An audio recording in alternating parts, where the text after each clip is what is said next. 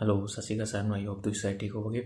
सो आज हम बात करेंगे एयरपोर्ट इमिग्रेशन के बारे में। एयरपोर्ट इमिग्रेशन में क्या क्या क्वेश्चन होते हैं, क्या क्या प्रोसेस होता है, तो उसके बारे में बात करेंगे। वीडियो स्टार्ट करने से पहले कुछ आपके क्वेश्चनों के रिप्लाई दे दूं। So first question, brother what is the process of bring spouse there.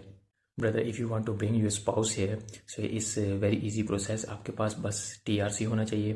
आपके पास अगर टीआरसी है तो आपके पास अकोमोडेशन अपनी होनी चाहिए। लाइक आप रेंटल पे कोई अकोमोडेशन ले सकते हो, पर होनी आपकी चाहिए, कंपनी की अकोमोडेशन नहीं चलेगी। और आपके पास जो बैंक बैलेंस है, कम से कम 8 से 10 हज़ार आपके पास बैंक बैलेंस होना चाहिए कम से कम।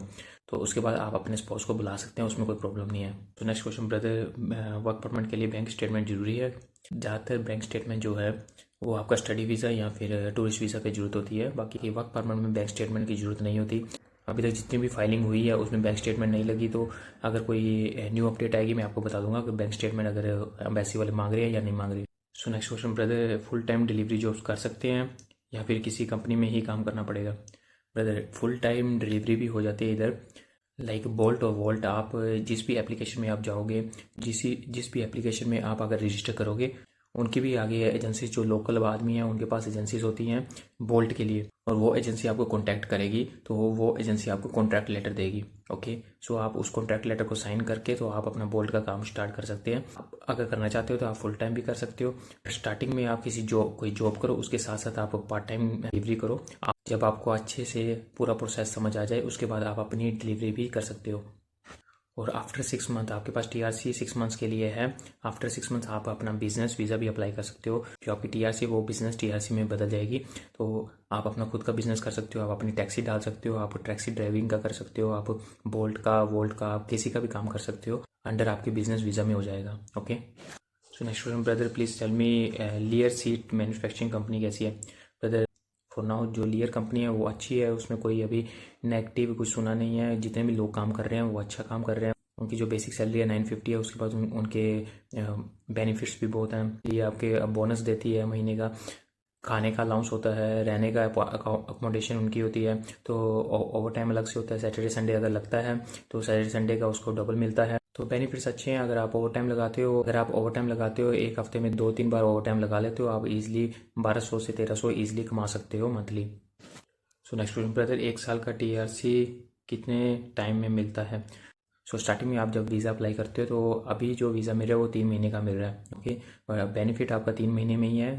अगर 1 साल का अम्बेसी वीज़ा दे रही है तो उसमें आपको थोड़ा लॉस होते हैं। लाइक आप काम नहीं चेंज कर सकते 1 साल के लिए। जो 1 साल का वीज़ा, 3 महीने का वीज़ा, जो टाइमिंग है उनका सेम टाइमिंग है।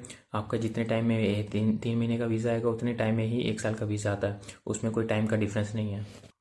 So next question, brother please tell me Faurecia car seat company. अगर आप काम कर सकते हो तो कोई प्रॉब्लम नहीं है। फोरेशिया कंपनी भी अच्छी है, काम जो है वो फास्ट है और रेगुलर है, बस इतना ही। सो नेक्स्ट क्वेश्चन, ब्रदर लीटर कंपनी कैसी है।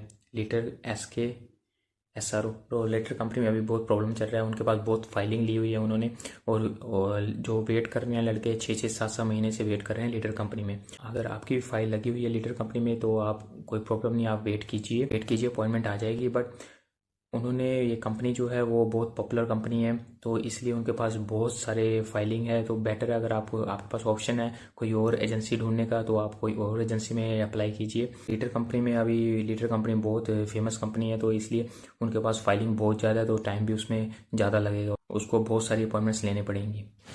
So next question, brother labour code approval कितने टाइम में मिल जाता है। लेबर कोड अप्रूवल ज़्यादा से ज़्यादा 1 से 1.5 महीने में आराम से मिल जाता है।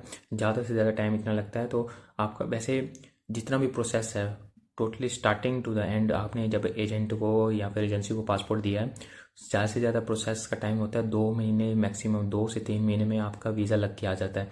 तो अभी जो सभी प्रोसेस वो है ईजी है, ज़्यादा मुश्किल नहीं है। बट प्रॉब्लम ओनली अपॉइंटमेंट्स में ही डिले होता है। बाकी इजी लेबर कोड से जो अप्रूवल आनी है, जो भी आनी है, वो इजी हो जाता है, उसमें कोई प्रॉब्लम नहीं आती। सो next question, brother PCC translate करने की जरूरत पड़ती है। ब्रदर यस यस ब्रदर, जो सर पीसीसी आपकी पोस्टाइल होनी चाहिए और ट्रांसलेट होनी चाहिए स्लोवाक लैंग्वेज में। सो ये जरूर ध्यान रखिए, आपकी पीसीसी जो है वो लेटेस्ट होनी चाहिए, स्लोवाक लैंग्वेज में होनी चाहिए और पोस्टाइल होनी चाहिए। ठीक है, सो अभी हम बात करते हैं इमिग्रेशन के बारे में। सो आपके पास वीज़ा है, सब कुछ, आपको क्या क्या प्रॉब्लम में फेस करनी पड़ सकती है। जब आप एंटर होते हो एयरपोर्ट में तो सबसे पहले आपको बोर्डिंग पास लेना होता है। जो बोर्डिंग पास है हमें इंडिया में अगर आपने शेनिगन अप्लाई किया है शेनिगन वीज़ा के लिए तो आपको सेल्फ चेक इन नहीं होता, तो उसमें आपको चेक इन जो करना है वो आपको लाइन में लग के ही करना पड़ेगा। सो चेक इन के टाइम आपको जो बोर्डिंग पास लेना पड़ेगा वो आपको एयरलाइन से ही लेना पड़ेगा। सो जब आप लाइन में लगते हो तो आपको सबसे पहले जो आपको क्वेश्चन जो पूछता है वो है एयरलाइंस वाले, बाकी उनको पूछने का कोई मतलब नहीं बनता। बट सो एयरलाइन वाला इनका बिजनेस भी होता है। ये क्या करते हैं, इनका जो फोकस होता है दिन में कम से कम 3 या 4 लोगों को ये वापस भेज देते हैं एयरलाइन में, बोर्डिंग से पहले पहले ये वापस भेज देते हैं, बोर्डिंग पास भी नहीं देते एयरलाइन वाले। इन्होंने क्या सिस्टम बनाया हुआ है, सबसे पहले वो टिकट्स जो है जो लाइक एक जहाज़ में आपके पास सीटिंग जितनी भी है, ठीक है, उससे ज़्यादा टिकट से बेच देते हैं। ज़्यादा टिकट बेच के ये प्रॉफिट ज़्यादा कमाते हैं। और उसके बाद इनका फोकस होता है जितनी सीटिंग है उसके हिसाब से लोगों को रखो, जो जेन्युइन लोग हैं, जो डरेगा या फिर जिसमें थोड़ा सा भी प्रॉब्लम है वो निकाल देते हैं इनको। इनका फोकस होता है जितने भी हो सकते हैं लोगों को निकालो। ये ट्राई करते हैं उनको रिफ्यूज़ करने का, और रीज़न ये डालते हैं नो शो, मीन्स आदमी आया ही नहीं इधर, तो आप कुछ कर भी नहीं सकते। आप किस पे केस करोगे या फिर एयरलाइन पे केस करोगे, क्या करोगे, कुछ नहीं कर सकते। ये बहुत बड़ा स्कैम चल रहा है एयरलाइंस में। अगर आपके पास एयरलाइन का कोई स्टाफ आ रहा है उससे बदतमीज़ में बात मत कीजिए, उससे डरिए मत, उससे जवाब दीजिए। आपको क्वेश्चन पूछते हैं वो लाइक आप किधर जा रहे हो, वो बोलते हैं show me your contract letter, आपको कॉन्ट्रैक्ट लेटर जो सा वो शो करवाना है। वो आपको पासपोर्ट वो मांगेंगे, पासपोर्ट दोगे आप, आपको उनको शो कराओगे आपका वीज़ा लगा हुआ है, और आपके वीज़े पे वो थोड़ा हाथ मार के भी देखते हैं इसे रियल और फेक और स्टिकर ओरिजिनल है या नहीं है। वो स्टूपिड थिंग्स करते हैं, वो चाहते हैं आप थोड़ा डरो, तो उसके बाद आपको और क्वेश्चन पूछें तो आप फंस जाओ और आपको रिजेक्ट कर दें, आपको रिफ्यूज़ कर दें, तो उसमें उनका फ़ायदा है एयरलाइंस का। तो वो दूसरे कस्टमर को आपकी सीटिंग पे किसी दूसरे कस्टमर को भेज सकते हैं। तो आपको प्रॉपर पता होना चाहिए आप कहाँ जा रहे हो, किस कंट्री में जा रहे हो, क्या काम के लिए जा रहे हो। आप अगर मैन्युफैक्चर में जा रहे हो तो आप बोलो मैं मैन्युफैक्चर में जा रहा हूँ, इस कंपनी में जा रहा हूँ, फॉर एशिया और लियर और वट एवर, किसी भी कंपनी में। तो आपको पता होना चाहिए क्या काम के लिए जा रहे हो, किस कंपनी में जा रहे हो, किस कंट्री में आप लैंड करोगे। लाइक स्लोवाकिया के लिए आप लैंड करोगे ऑस्ट्रिया में, आपको पता होना चाहिए आप पहले वियना में लैंड करोगे ऑस्ट्रिया में, तो उसके बाद आप वहाँ से टैक्सी लोगे या फिर वहाँ से आपकी कंपनी लेने आएगी, रिसीव करनी आएगी, तो आपको सब कुछ पता होना चाहिए। वो बस मैनुअली पूछेंगे आपको, वो चेक कुछ नहीं करेंगे कंप्यूटर में, वो मैनुअली पूछेंगे जो एयरलाइंस का स्टाफ है। ओके, तो आप एयरलाइंस के स्टाफ को पहले शो करोगे सब कुछ, उसके बाद आप उनके काउंटर पे जाओगे, उनके काउंटर पे वो आपका चेक करेंगे, सब कुछ लगेज चेक करेंगे, उसमें कुछ नहीं पूछते वो, उसमें कोई प्रॉब्लम नहीं है। आपका लगेज चेक करेंगे, वेट चेक करेंगे, उसके बाद आपको बोर्डिंग पास दे देंगे। This is the first step. So boarding pass अगर आपको मिल गया तो आपका आधा काम खत्म हो चुका है। ओके, क्योंकि जो प्रॉब्लम ज़्यादा कर रहे हैं अभी बोर्डिंग पास देने में ही कर रहे हैं। सो लगेज आपका चला गया, उसके बाद आपके पास अभी इमिग्रेशन क्लियर करना है। ओके, सो इमिग्रेशन क्लियर करने के लिए जब आप इमिग्रेशन लाइन में लगते हो तो आपको भी कॉन्फिडेंट रहना है। वहाँ पर भी वही क्वेश्चन होंगे जो आपके रिगार्डिंग होंगे, कोई बाहर से कोई क्वेश्चन नहीं पूछेंगे, वो आपके बारे में ही पूछेंगे। वो हिंदी में, दिल्ली एयरपोर्ट पे अगर हो तो हिंदी में ही पूछेंगे वो, तो आप हिंदी में जवाब देना। एयरलाइंस वाले भी हिंदी में ही पूछते हैं, ठीक है, तो हिंदी में जवाब दो, कोई प्रॉब्लम नहीं है, ईजी है।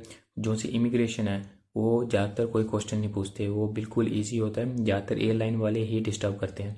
ओके, सो इमिग्रेशन में आप गए हो, उन्होंने वही पूछना है आप कहाँ जा रहे हो, आपकी स्कैन, आपका फेस चेक करेंगे, वो आपके फिंगर्स लेंगे, वहाँ पर पीछे कोई रिफ्यूज़ल है कुछ भी है उसमें कोई प्रॉब्लम नहीं है। बहुत लड़कों के रिफ्यूज़ल वाले भी मिले हैं, उनको भी वीज़ा मिला है, उसमें कोई प्रॉब्लम नहीं है। तो उससे मत डरिए, आपके पास पास्ट में क्या था क्या नहीं है। जो आप करंट में अगर वीज़ा आपको लग चुका है, आपका पासपोर्ट पे आपको एंट्री मिल जाएगी, उसमें कोई प्रॉब्लम नहीं है। वही सेम क्वेश्चन, आप कहाँ पे जा रहे हो, कौन सी कंपनी में जा रहे हो, क्या काम करने के लिए जा रहे हो, आप वियना में उतर के कैसे जाओगे अपनी कंपनी में, यही 3-4 क्वेश्चन है, ये रट के चल जाओ, उसके बाद कोई प्रॉब्लम नहीं आने वाली। उसके बाद third step, after you reach there Vienna airport पे, वहाँ एयरपोर्ट बहुत छोटा सा है, सो जो फॉरेनर पासपोर्ट होल्डर है उनकी लाइन अलग होती है, जो यूरोपियन पासपोर्ट होल्डर है उनकी लाइन अलग होती है। तो आप अपनी लाइन में लगिए, वो पूछेंगे आपके पास वही सेम क्वेश्चन, 3-4 क्वेश्चन, आप कहाँ जा रहे हो, आप कहाँ जा रहे हो, कौन सी कंपनी में ज्वाइन कर रहे हो, क्या काम होगा आपका, और आप यहाँ से अपने वर्क प्लेस पे कैसे जाओगे यहाँ से। तो आप अगर टैक्सी से जा रहे हो तो टैक्सी का बताओगे, अगर आपकी कंपनी रिसीव करने आ रही है तो आप उसका बताओगे, ठीक है। तो वही इजी क्वेश्चन है, कुछ नहीं है, बट बी कॉन्फिडेंट रहना ज़रूरी है। आप घबराइए मत, कोई नासा के प्रोजेक्ट में नहीं जा रहे, कई बड़ी कुछ नहीं कर रहे, सभी लोग आ रहे हैं। Travelling is simple process, is everybody can do travelling, तो आप भी कर सकते हैं ट्रैवलिंग, उसमें डरने की कोई ज़रूरत नहीं है। बी ए कॉन्फिडेंट। और फर्स्ट स्टेप एयरलाइंस जोन सी है वही प्रॉब्लम ज़्यादा करती है, बाकी इमिग्रेशन भी इतना कुछ नहीं पूछती, इजी प्रोसेस है, इमिग्रेशन में इजीली निकल जाता है। जो ऑस्ट्रिया इमिग्रेशन है वो इंग्लिश में क्वेश्चन पूछेगी, उसको थोड़ा आपको पता होना चाहिए कैसे जवाब देना है। ओके, आप पूरा जवाब मत दीजिए, बस सुन लीजिए उनका क्या टॉपिक है उसके बारे में बता दीजिए, उस कंपनी के बारे में बता दीजिए। आप पूरा नहीं बोल सकते तो पूरा मत बोलिए, कोई प्रॉब्लम नहीं है, बट आपको कंपनी का नाम, आपकी एजेंसी का नाम, आप क्या काम करने के लिए जा रहे हो उसका नाम आपको पता होना चाहिए, बाकी और कुछ नहीं है। और हाँ, जब आप इंडिया से फ्लाई कर रहे हो, जब आपने बोर्डिंग पास लेना है उस टाइम आपका जो लगेज है वो प्रॉपर होना चाहिए, वो ज़्यादा या कम ना हो तो अच्छा है। उसमें बहुत टाइम वेस्ट होता है आपका बार बार। अगर आपके पास लगेज ज़्यादा है तो आपको निकालना पड़ेगा, आपको लाइन से बाहर आना पड़ेगा। बाहर आ गए आप लाइन से तो आप रीअरेंज करोगे अपना लगेज, दोबारा से कुछ चीज़ फेंकोगे, वो ऐसा अलाउ नहीं करते, आप लगेज लेके नहीं जा सकते इजीली एक्स्ट्रा लगेज। तो आपके पास लगेज आपको पता होना चाहिए पहले कितना जा रहा है, जितना आपको अलाउड है उतना ही लगेज लेके जाइए। अगर आप एक बार ही लाइन से बाहर निकल के आपको फिर दोबारा से वही लाइन में लगना पड़ेगा तो आपका टाइम बहुत ज़्यादा ख़राब होता है। ओके, सो बेटर है आप पहले ही प्रिपेयर होके जाएं, आपको टाइम वेस्ट ना करना पड़े वहाँ पर, तो बेटर है। सो हैप्पी जर्नी, जो भी आ रहे हैं उनके लिए हैप्पी जर्नी, और जो अप्लाई कर रहे हैं उनके लिए गुड लक फॉर देम। आपको जल्द ही वीज़ा मिलेगा और आप अपने ड्रीम्स को पूरा करेंगे। Thank you very much. सत श्री अकाल, बाय बाय।